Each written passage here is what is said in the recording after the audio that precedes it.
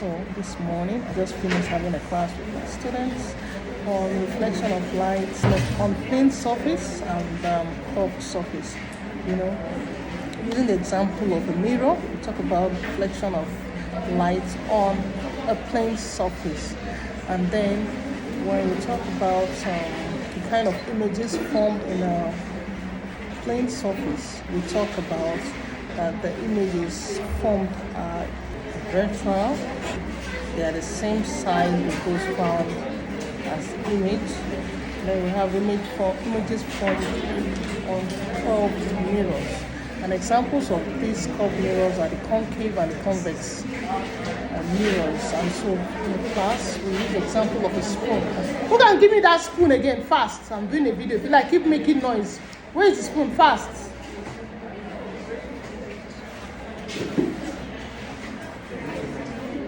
So I use the example. Keep quiet. So I use the example of a spoon to demonstrate the examples of concave and convex mirrors. And so for the concave, I use the inside of a spoon. So I use the example of a spoon to explain the reflection of light or light rays on a concave and a convex mirror. And so my students are able to understand the difference. And then I remember I gave them an assignment to submit what we call a pinhole camera, and they've started submitting it one after the other. And so the students did this. I'm in class with them. So the students did this. This is the pinhole camera, and I asked them to produce.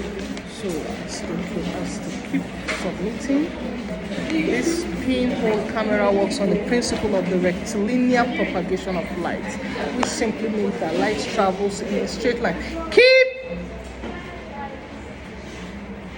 If I get one person, which means that light travels in a straight line.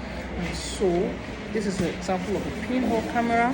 You have the side that has a cardboard, which will be reflected inside, and directly opposite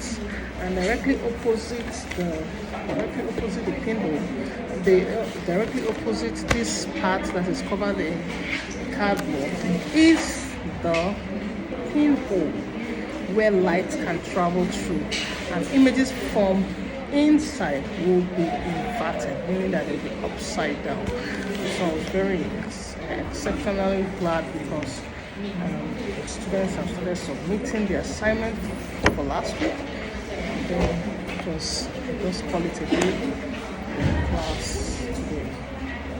My time is almost up, and so I'm heading up to the next class where I'll be repeating the same topic that I just discussed with the students today. You can see I didn't do any makeup. I just came straight. I just came to class to have my class, and it was worth the while because after spending so much time to prepare for my class, it is just